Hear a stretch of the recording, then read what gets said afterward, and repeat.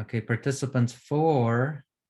Okay, so it's showing us the entire, okay, 7 people are logging in. Excellent, excellent. So we're gonna take another minute or so to give folks time to join us here. Just a short heads up for everyone that this session is being recorded. So once you join the room, it means you're in the space that is being recorded. And we will probably be able to see only panelists on the screen. And participants will have an opportunity to say hello in the chat and ask questions in the chat or in the Q&A box, right? So do you think we should start? Are we ready? Antonio, Alex? I'm ready when you are. Okay, Ready. brilliant. Okay, hello everyone. Welcome, Earthlings. So this session is being recorded.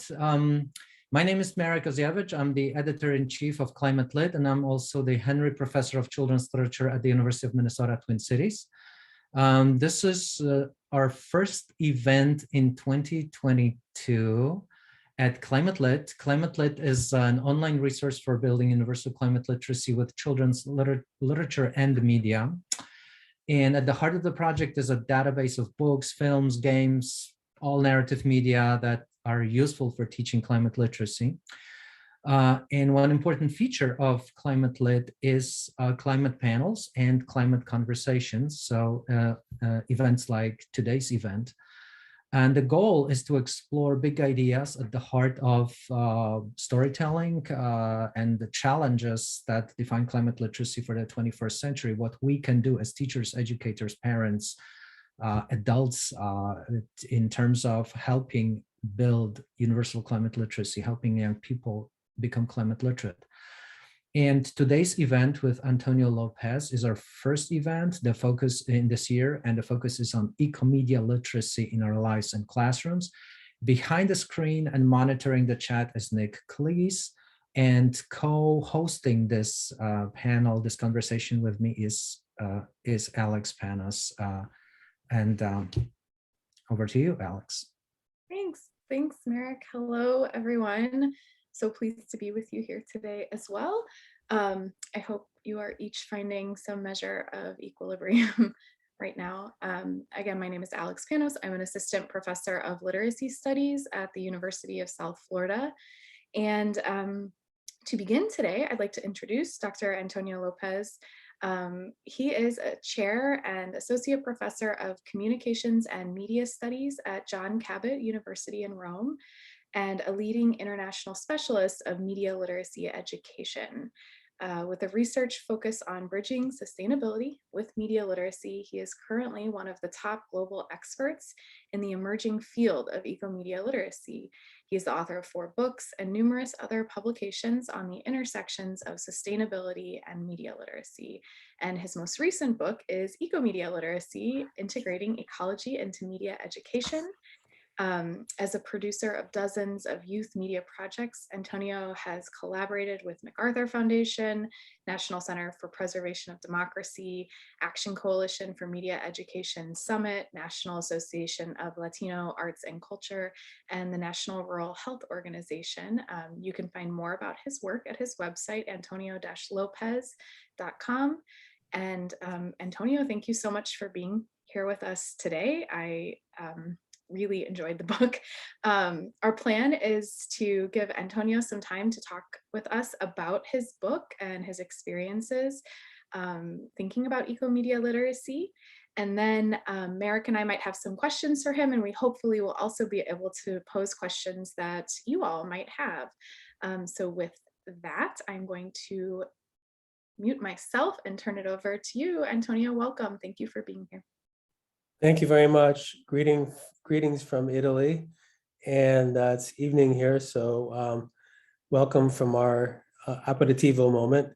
And I just want to welcome everyone to this event. I appreciate you joining us. I see that there's also some familiar faces in attending. So hello to all my friends who are here as well. Thank you for coming.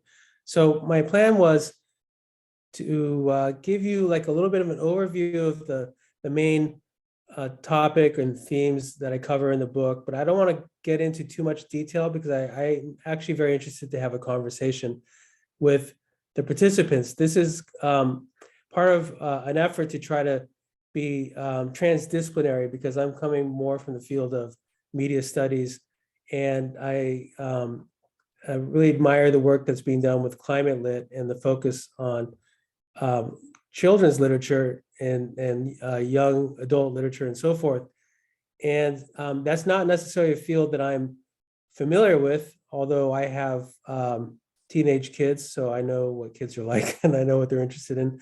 But I very much want to have a dialogue across fields and across disciplines. So I'm not really here to tell you the truth of anything except to share with you my particular perspective. So my ideal is that I maybe speak for about 15, 20 minutes at the most, and then I want to interact with all of you. So let me do a screen share here.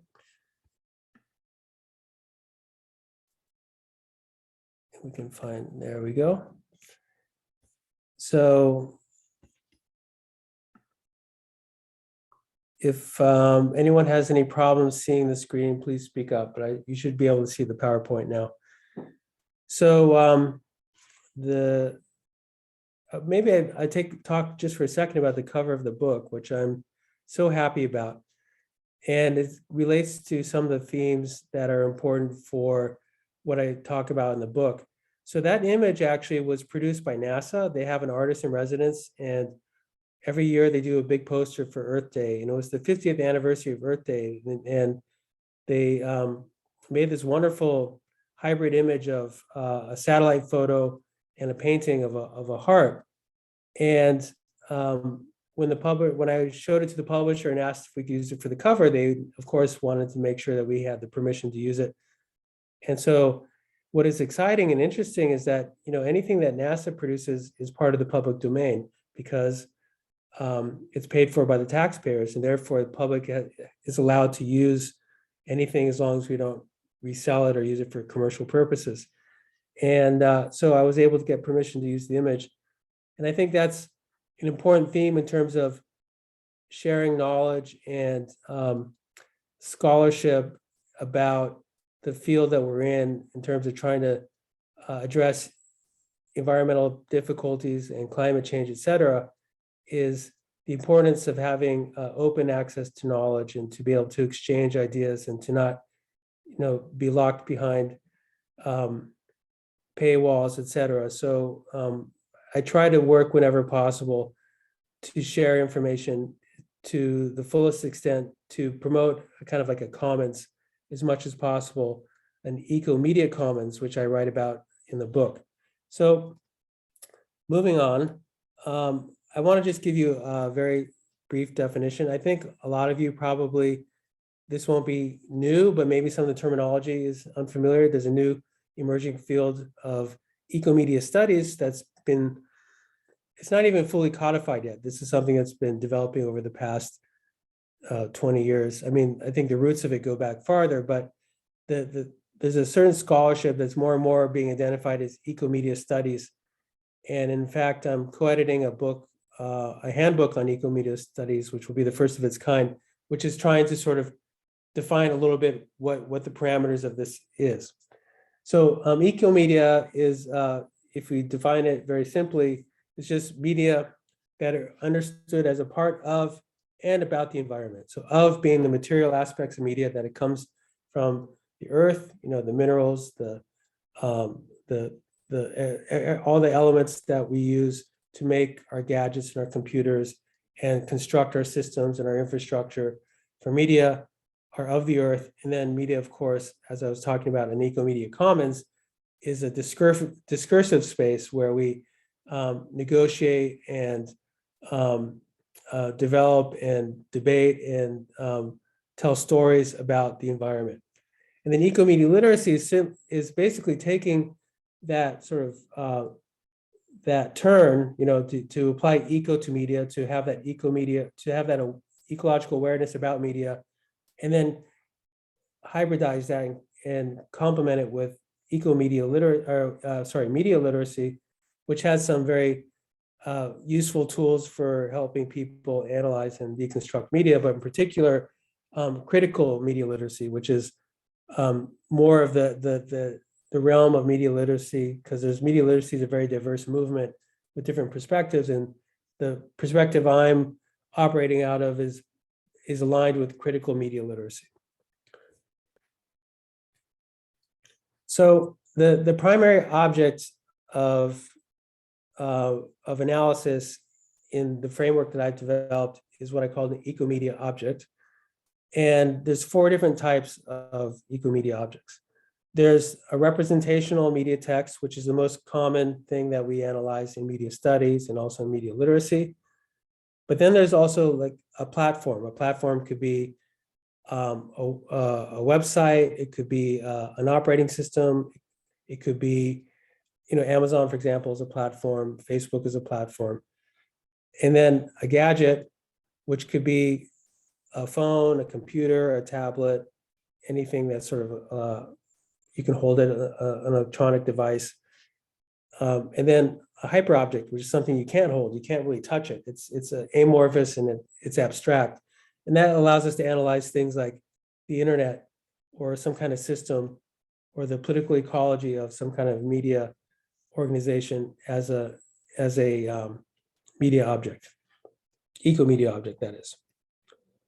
And then over the years, I've developed this approach where quite often, when you study media in a typical or classical media studies environment, or even in probably literature as well, you primarily focus on the text. And that's good and that's important, but I felt that it was incomplete. And I was quite influenced through various different experiences and exposure to other fields and systems thinking to understand that, the media object is more than just the text.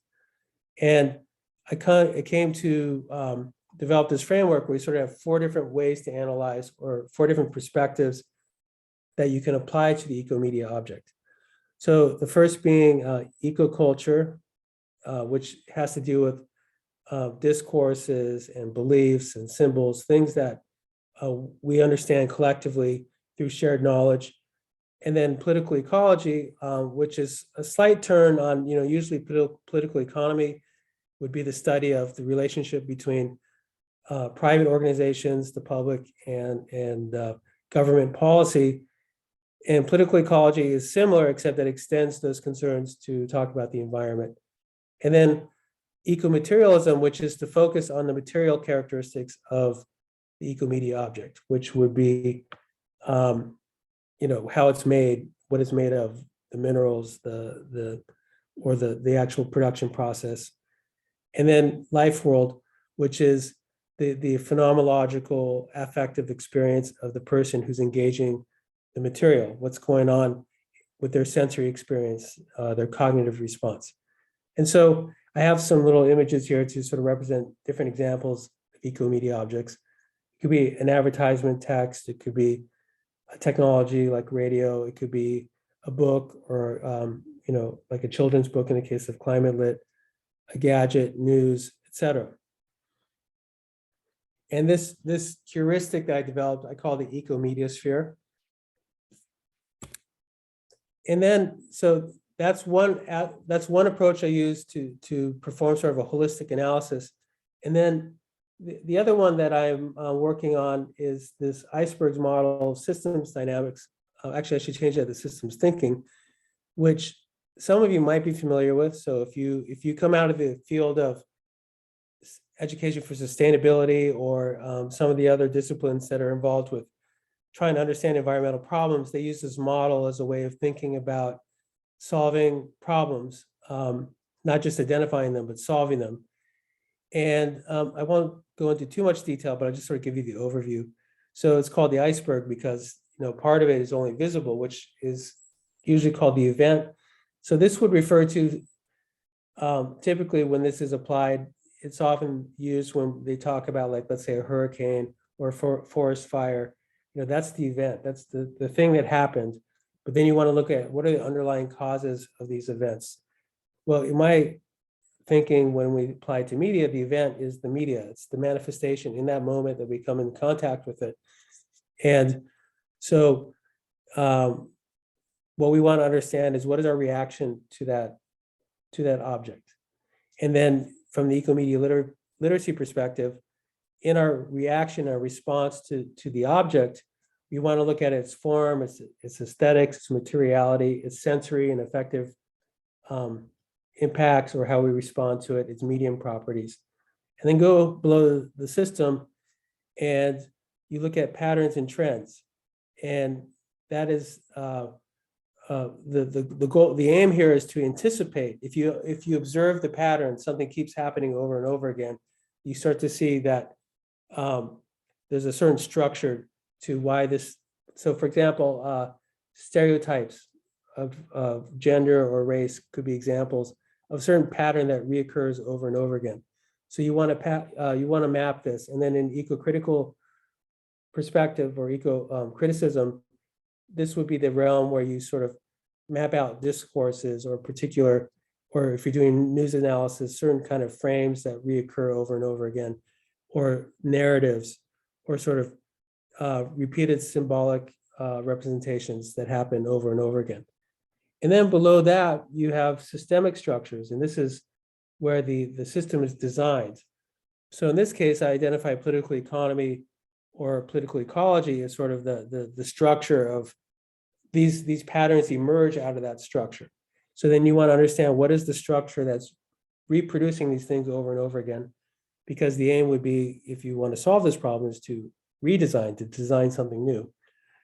But of course, the design of the system comes ultimately from our mental models or from our knowledge systems. So to get at the very root, if you really want to change something, you really want to solve the problem, the aim is to really go deep as possible to understand what is the worldview that's producing this whole system, that's projecting this thing and materializing it out into the world. So by using this method of sort of going from the surface and deeper, the more we understand something, the more we can try to we can propose solutions to try to solve the problem. And I would argue that most media literacy operates at the level of events and patterns. They just kind of focus on the individual text without really connecting it to larger patterns. And occasionally, good media literacy does get to sort of a deeper level to recognize that certain things occur over and over again. For example, stereotypes, like I mentioned. And then, critical media studies, which is one of the few aspects of areas of media literacy, critical media literacy, is one of the few that really, goes into the actual systemic structures. What are the economic motives of the media organizations that reproduce or promote, disinformation, fake news, or negative stereotypes, things like that. So I think I'm probably preaching to the converted here, but just for the sake of being consistent and to have a baseline. When I talk about ecomedia, I divide it into two areas. There's the ecomedia footprint, or its ecological footprint, and then the mind print, which I'll show in the next slide. And I give some various examples here, and I'll probably go fairly quickly, but the images connect to, like, for example, with the little phones and the guns, that has to do with conflict minerals and the fact that the minerals that are used for our devices tend to come from conflict zones, like in the Congo, that generate war. And I put the gorilla image there because when the PlayStation 2 came out in the early 2000s, there was kind of a gold rush for tantalum and cobalt and different metals that they needed for the PlayStation in the Congo. And they were mining in this natural preserve, and the gorilla population before the PlayStation 2 was at like something like 17,000. And after the production run of the PlayStation, I'm talking about the device that you buy to bring in your home, there was only 7,000 gorillas left. So it was like an actual impact on the biodiversity of the region as a result of this device that people were consuming all over the world. And then electronic waste is another big problem. I have an image in the bottom here related to the cloud and the fact that the energy that's used to power all of our data and our system is primarily comes from fossil fuels. And so the internet and increasingly Bitcoin or cryptocurrencies, NFTs, artificial intelligence are really driving energy consumption because they require tremendous amounts of processors and computer power to create all that data. So this is a big problem, and luckily people are recognizing that. In fact, I think I saw a news item the other day in Kosovo. They had to shut down Bitcoin because the farms that were mining Bitcoins, server farms or server mines, I don't know what the correct term is, was putting such a strain on the power grid that they weren't able to provide power for the rest of the population. I have an image from Goodbye Ice Slave, which is a very important book by a Chinese researcher on the exploitation of labor. So labor is very much a part of the ecological footprint, which has to do with the biopolitics and the control of people's bodies and the exploitation of people's life force, essentially. And then last but not least, electromagnetic energy, which is it's not as reported or discussed because I don't think anyone really wants to deal with it because we all so much depend on our phones. But there is a lot of evidence, at least, that suggests we need to understand better what is the impact of all this wireless energy on our physiology, but also on other animals. And then the ecological mind print, just very quickly, 3 areas. One is on our political discourses and how we try to resolve issues and formulate policy about like climate change, for example. The other one would have to do with how it drives consumerism through advertising and the primary business model of media, which is marketing and advertising. And then the impact of our devices on our sense of place, space, and time, which is something that environmental educators care quite a bit about. So just really quickly, this whole system of production for our gadgets is very much dependent on the worldview of extractivism, or extractivism is part of the worldview of capitalism, I should say. Without sort of this global system where we have to extract minerals for our devices, whether it's lithium for the batteries or conflict minerals like cassiterite, wolframite, coltan, gold, or copper, aluminum, plastics, etc. And oil for energy or gas, or mega projects that produce electricity so we can run our devices, are justified through this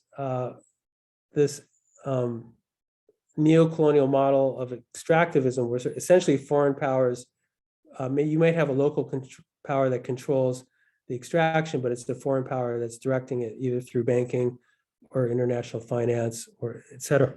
Excuse me. And that would not be made possible unless we had this belief in disposable populations, that certain populations can be sacrificed for the global economy. So all the places, whether it's for e-waste or for the extraction of the materials or the pollution of the industries that are that make the chemicals and plastics for our products, would not be enabled or possible unless there was sort of underlying racism in the system that designates these sort of sacrifice zones and these disposable populations. I just want to draw your attention to, I've been, looking a lot at sort of a Native American critique of capitalism in our system. And one of the things that came up, which I thought was quite useful from this book, The Red Deal, which is a fairly radical critique even of the Green Deal, Green New Deal, that is, which is to sort of frame the problem of sort of 2 different attitudes or beliefs about what is the term critical infrastructure, which was something we hear of quite a bit and came up quite a bit in some of our political debates over some of Biden's proposals for Bring Back Better. And critical infrastructure usually refers to pipelines and the whole production chain from extraction to the market. And what they talk about is that critical infrastructure and then infrastructures of relations are both have methodologies of relationships, but they have different attitudes about or certain different worldview of what that relationship means. So in the case of the way that critical infrastructure is thought in sort of our political ecology of the current capitalist system, the methodology of relationality is money and destruction. That's what primarily drives relationships with the land, with people, and so forth. And what they want to get back to and to revive is this idea of infrastructure of relations, in which caretaking and balance is the primary ethic that underlies, how we formulate our policies. And so they talk about engaging people in eco-citizenship, which is to take action. And the sort of underlying core ethic of that is taking responsibility and being a good relative. And being a good relative means a good relative between among humans, but also good relatives with the more than human world, with the mineral world, the animal world, the plant world, and also future intergenerational justice, with 7 generations from now. So the goal of my work is to try to transform our understanding of media from sort of classic traditional concept of media to ecomedia, where we understand media is embedded, sort of, it has this ecological impact. And then also to transition from sort of a system based on anthropocentric belief systems to one that is based on ecocentric perspective. So I want to stop talking in a few minutes because I see we're already almost a half hour into this. And I just want to show you some examples of student work, and then I'll stop so we can have a discussion. So some of the kind of things that students can do in interacting with this sort of framework. This is an information graphic that shows the linear production chain of gadgets that one student made. This is some project that I was working on with some students. I want to expand it. It needs, I think, a little bit more attention. But to use this is from Padlet. They have this map where you can sort of insert on the map locations where things happen, and I want them to sort of map out how our gadgets and how media is produced all over the world. And this is something students could do. I also use Padlet for students to gather information and share resources, and then do a group blog in which they share their research and they write blog posts about it. Another student made this wonderful comic. And then I've been using video essays as an assignment tool, where students, if you're not familiar with video essays, they are like written essays, but in a video form. So it has empirical evidence, it has an argument, it has a theoretical framework, but it's very educational because we're able to sort of see the material that's being analyzed. It's very visual and sound based, and it's quite wonderful. It works really well. And then you can use Prezi, and this is a template I found. There's an iceberg model template in Prezi, so you could actually have students do like a multimedia interactive analysis where they can sort of start filling out the information from the iceberg method into the Prezi, and then of course share that with their classmates. Okay, so I'm gonna stop here. These were some questions. I noticed that Jeff Scher is in the audience. Hello, Jeff. And we did a presentation together, and we came up with some questions like these in one of our conferences that we worked together, presented at. And these are kind of maybe I'm sure you all have a lot of your own questions, but if you just to stimulate your thinking a little bit, like, what is one idea or theme that resonates with your own work as a media literacy educator, or in your case, if you're literacy teachers? How would you apply environmental justice to teaching media literacy? So environmental justice, I didn't use that word, but when I was talking about the disposable population, sacrifice zones, extraction economy, the idea is, environmental justice is to bring attention and awareness to that and to stop these exploitative behaviors. And then what kinds of activities can students do, and how can we mobilize media literacy, or in your case, if you're just in the literature field, to address eco-justice and to sort of help solve, or in the case of the Climate Lit website, The Climate Crisis. So I'm going to stop sharing there, and I would like to open it up to all of you for questions. Thank you very much. Yes, thank you, Antonio. That was fantastic. We have one question in the Q&A space box, but and we will have definitely time for this. But some of the things you shared in this presentation really resonate with some of our ideas that Alex and I generated, like reading your book, thinking about these ideas.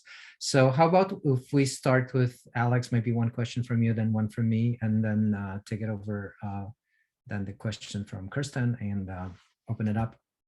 That sounds great. Thanks, Marek. And thank you, Antonio, for breaking down so much of the rich conceptual framing and concepts and terms in your book. It was really helpful, and I appreciate it. I guess the thing that I was left thinking a lot about is how much of the book and your work seems to center the historical and cultural context and material composition of ecomedia. You just spent a lot of time talking about it.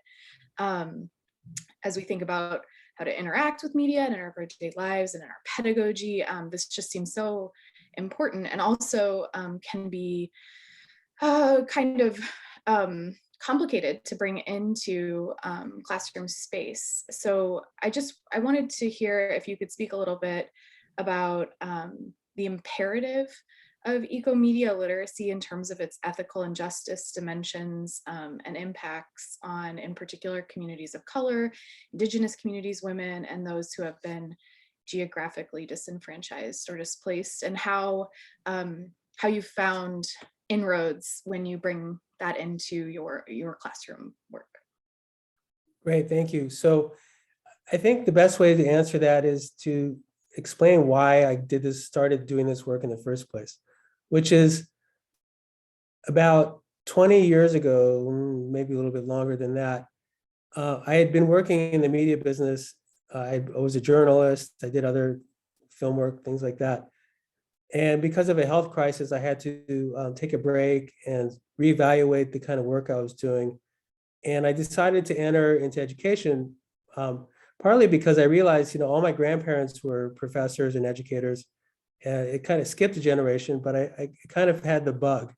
And so I felt this need to share at least what I had been learning from working in the media with young people, but I didn't quite know how to do that. And I think my entree into education was through media literacy, and I got really turned on to it because, my deep background, going back to when I was a teenager, was that I was in the punk scene in LA, and we made zines, and we were kind of active media makers.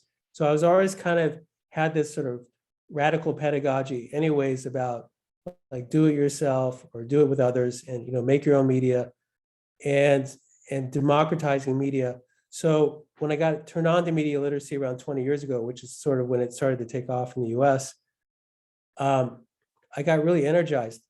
And at the same time, I was working with Native American high school students, and a lot of the projects that we did were very environmentally or ecologically oriented. And I kept seeing that there was kind of a disconnection between the Native American worldview and the worldview of media education and media studies. There was like an epistemological difference, or I would say even an ontological difference. And I can't remember if I wrote about this in this particular book, but if I was out in the field with the teenagers, and we would have elders with us, we'd be in the forest, and I would have a crew of kids. We were filming stuff, and they say, don't film that rock, or don't film that mountain. And it didn't make sense to me, but to them, it was logical, because those things were sacred, and you should not objectify them through media. So you may have heard that sort of cliche of Native Americans would say that photography steals your soul. I don't think they literally say that your soul is sucked in through the camera, but I think there was some insight there that media makes us vain and self-conscious and egotistical and individualized, and how media objectifies everything, and they sort of understood that very early on. And So I kept finding this disconnection between the worldview of the Native communities I was working in, and then what was going on sort of in the Western academic realm that I was sort of navigating.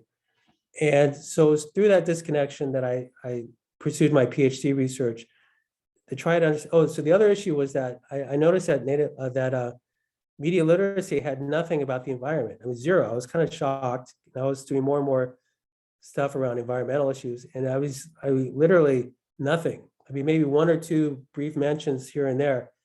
And I was kind of baffled by that because I knew that people who teach media literacy probably care about the environment, but it's like, where is it? So that invited me to do a deep understanding of like, what is it about media studies and the study of media that has this big blind spot?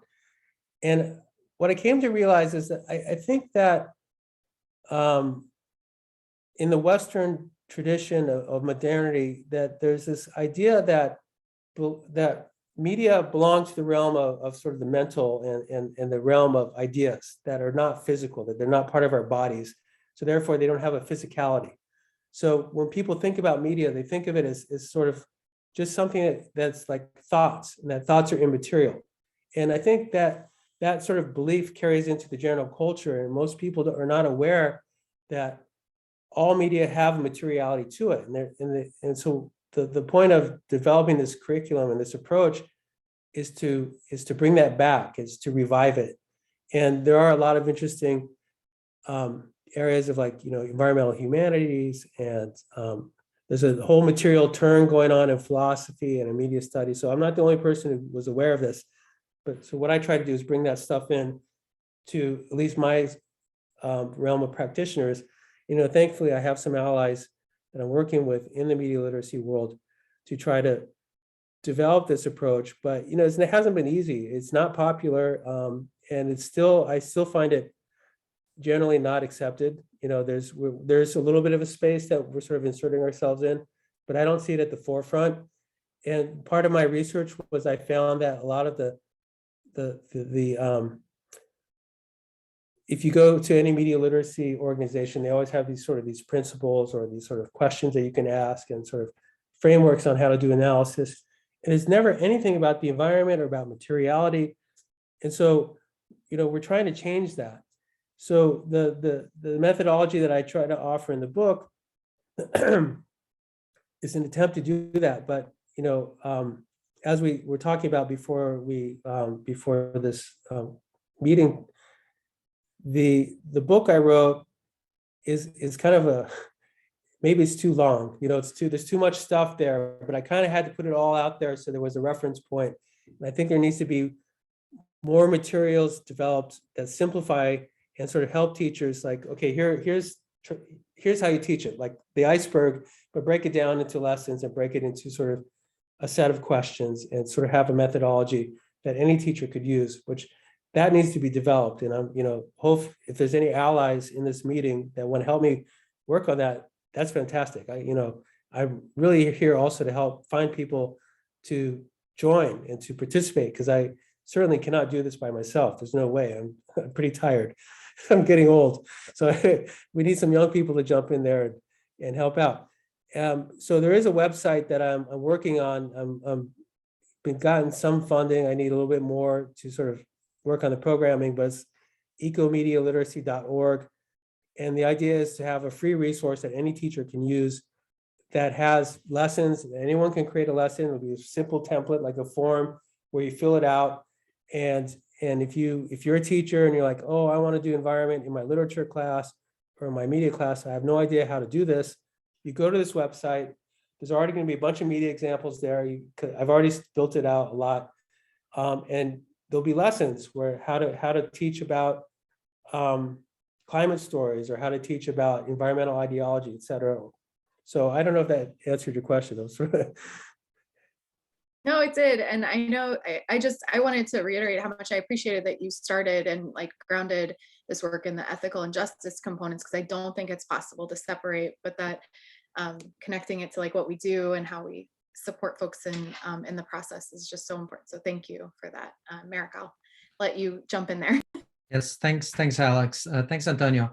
I had like 22 different questions that I like prepared for this conversation, but you already answered some of these in your presentation, like this distinction between live print and mind print, which is a very, very productive structure. But I wanted to start with maybe a very simple question, because, and I don't know if this is my misunderstanding of your book or if it's there, but like I'm still grappling with it. Like, so on the one hand, you're saying that we have this sort of dominant idea of media, what media is.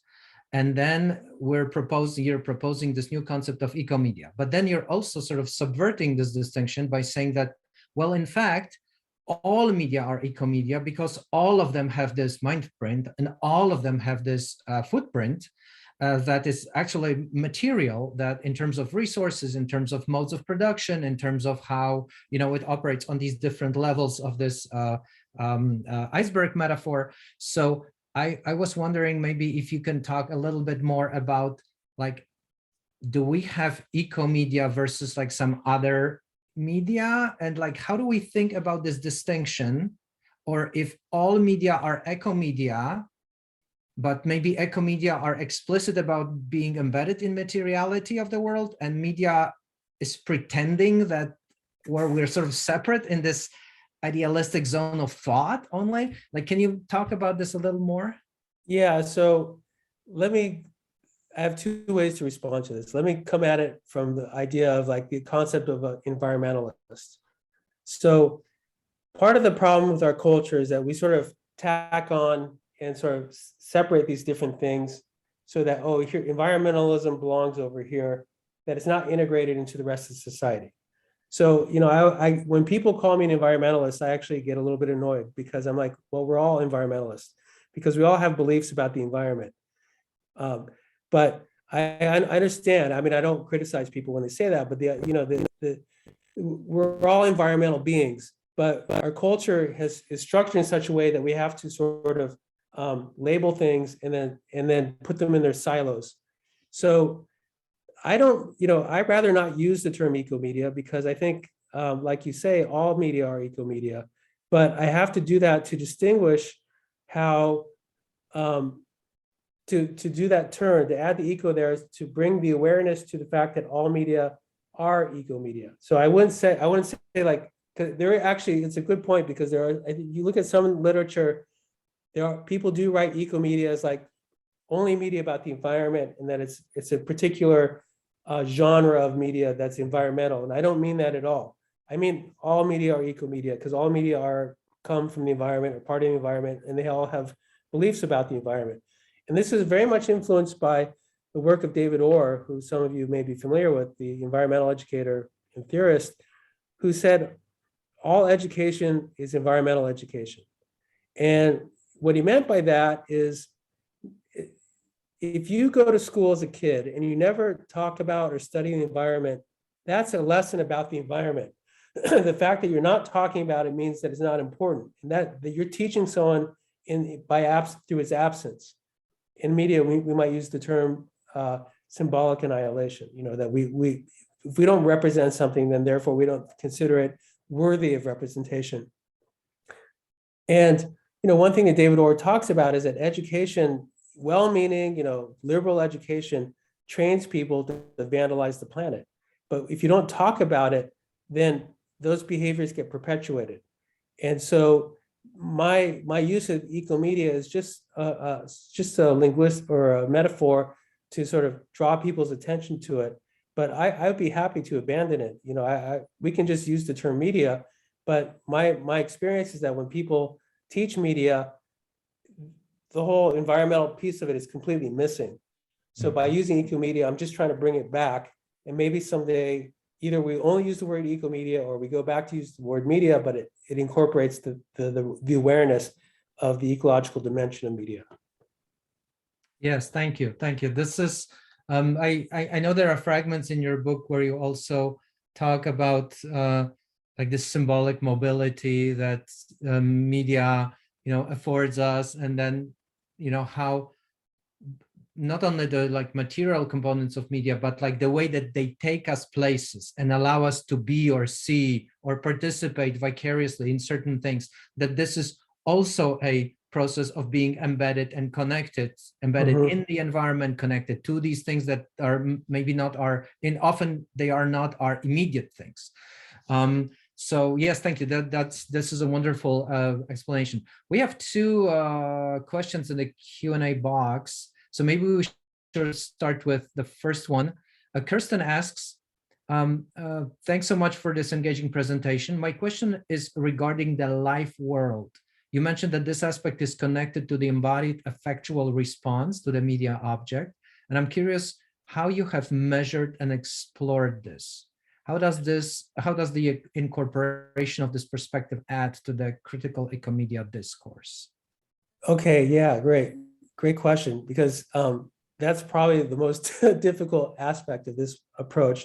But literature studies has a lot about affect, and one element of affect, especially eco literature studies, is the fact that when you read a book about something, it transports you, and you actually, like if you read about a smell or a sound, you actually embody that, and you model that, your brain through its cognitive abilities to mirror neurons and all that kind of stuff.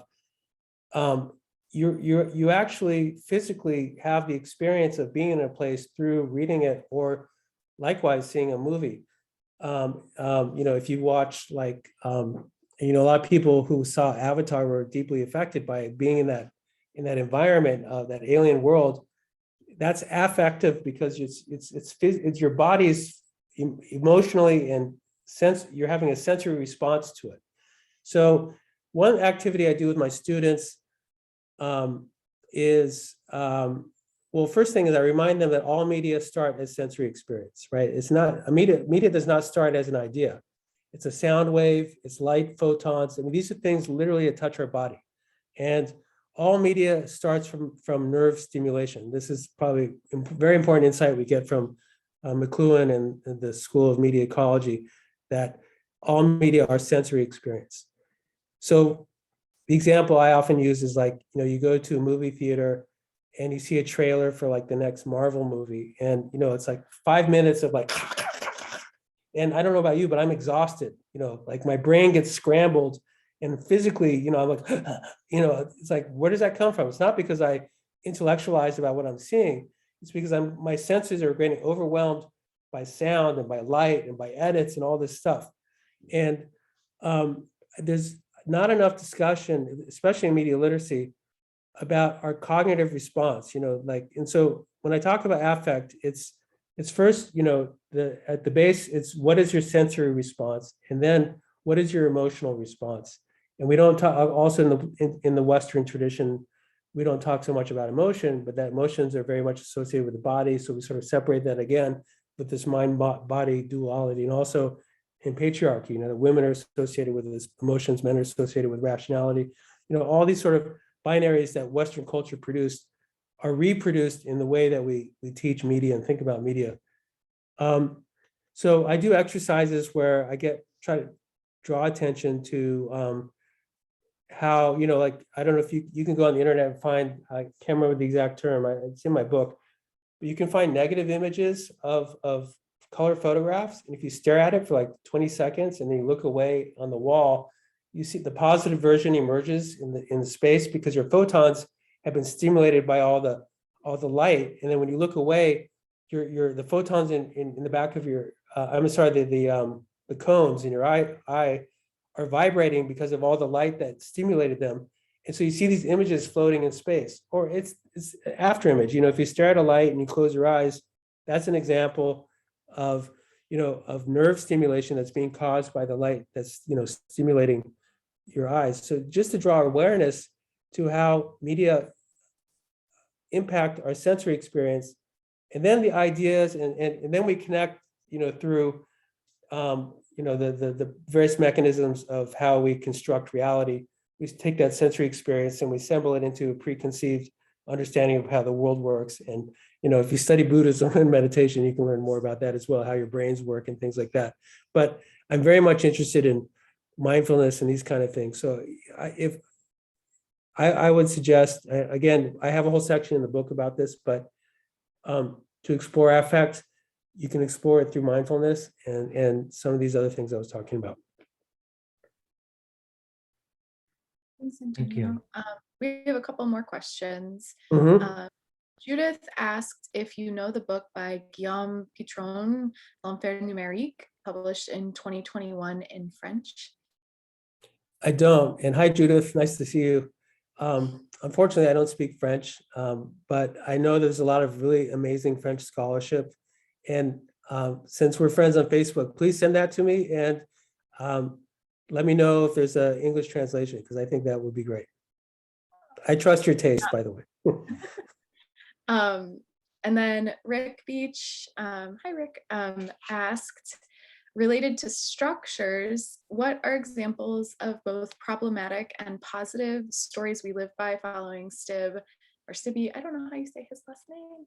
Stibe, I think. I Stibe? always say Okay, wow, Stibe, but I could be wrong.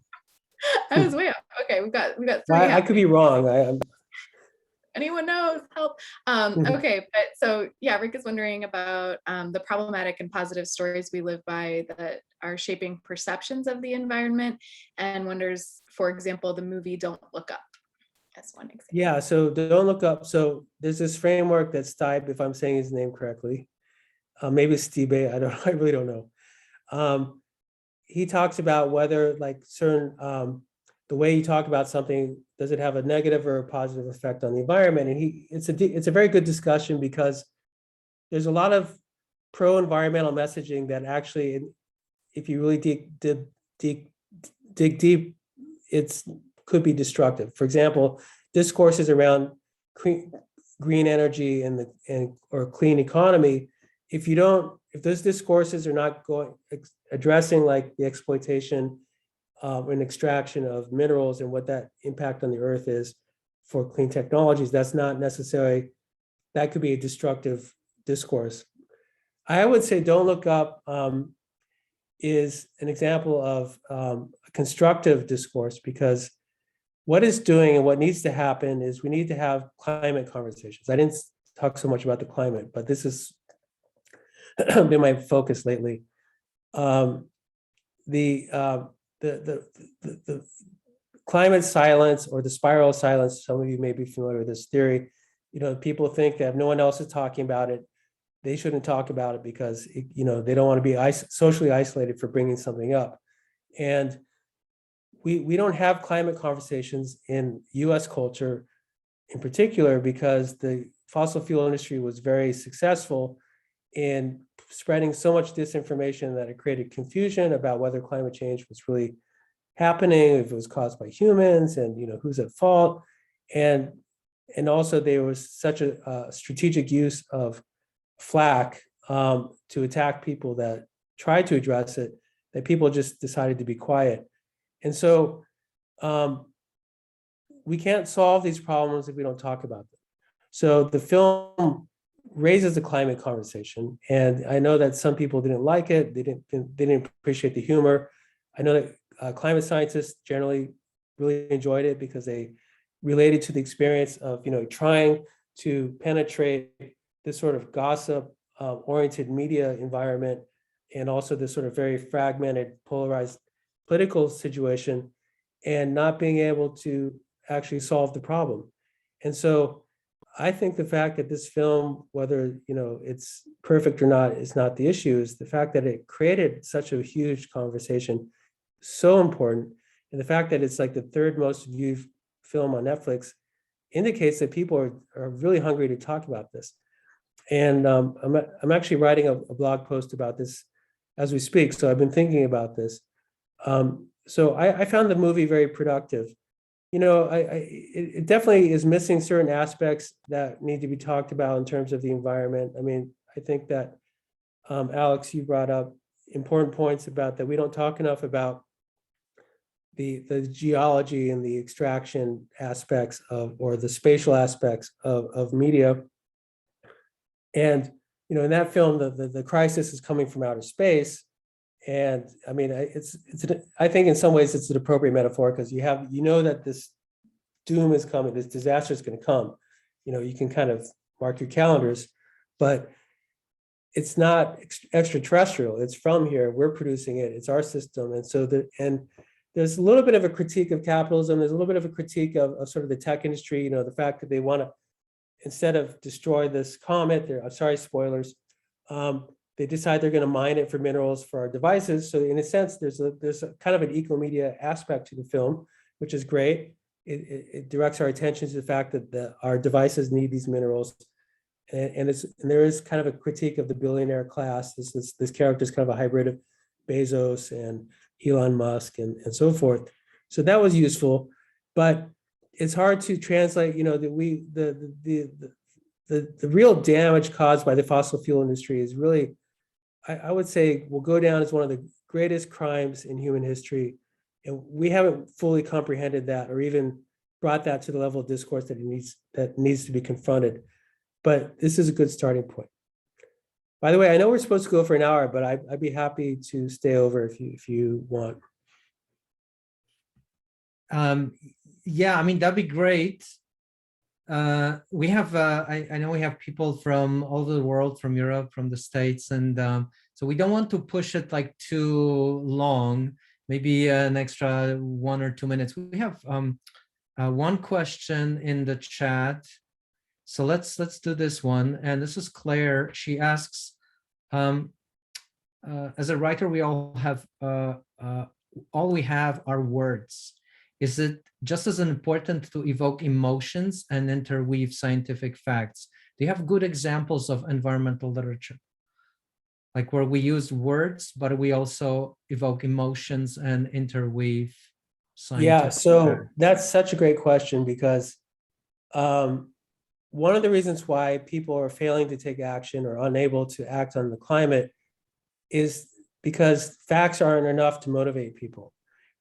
People are motivated by emotions. And so climate communicators, I would recommend everyone get Juliet Corbett's book, Climate Communication. I mean, if you really want to, the answer, Claire, to your question is in that book. She spends a lot of time explaining the cognitive response to stories that people have, but in particular, we need to have good emotional stories that connect us, that it's not going to be irrational, like a lot of environmental communication fails because it's all about trust the science, but that's not how people make decisions about their lives.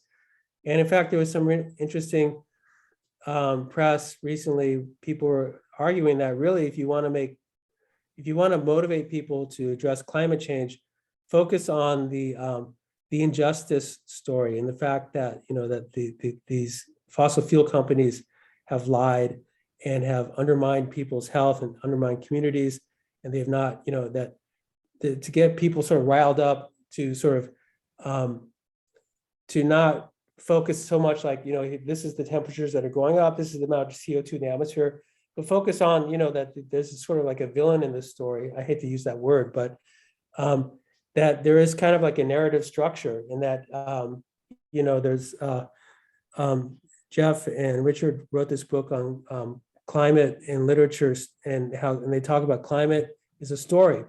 And so we have to be clear about what is that story and tell that story. And it could be a fable. I started my climate communication class reading Rachel Carson's Silent Spring.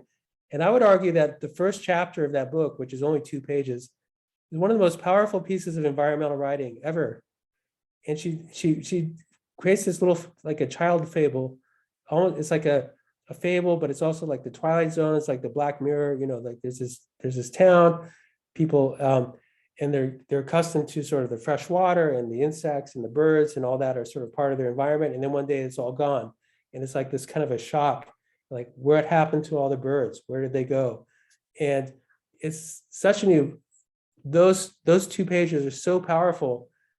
I think that started the modern environmental movement, that her use of metaphor and her use of storytelling, it was a beautiful gift. And as far as, actual literature, I'm not that, I go to the climate with website because there'll be lots of examples there. But I'm a big fan of cli-fi. I read a lot of climate science fiction. I don't think I have enough time sort of off the top of my head. It's hard for me to say names, but I really like Kim Stanley Robinson's work. He's a science fiction writer, but he writes a lot about climate. But I mean, I think that there's many more experts here on climate and environmental literature, but that was a very good question. Thank you, Claire. Yes, thank you, Claire. Thank you, Antonio and Alex and everyone. I think we need to wrap this up. And of course, if you folks, if anyone has any follow-up questions to Antonio, Antonio can be reached. I think there's Antonio's email address is in the event ad, and you can always reach out to us at Climate Lit. Please check the website for upcoming events. We will have another seminar climate panel, I think in 3 weeks' time. But there are a couple of future events already scheduled for this spring. Please consider sharing your ideas and resources and publishing them on Climate Lit. That's exactly the idea for this website. Antonio, thank you so much. Alex and everyone, thank you. This was a wonderful session. And this was our first session in 2022. So, and it went so well that I hope the entire year goes really well for everyone. Thank you, everyone. Thank you for having me. It was wonderful. Thank you. Have a good day.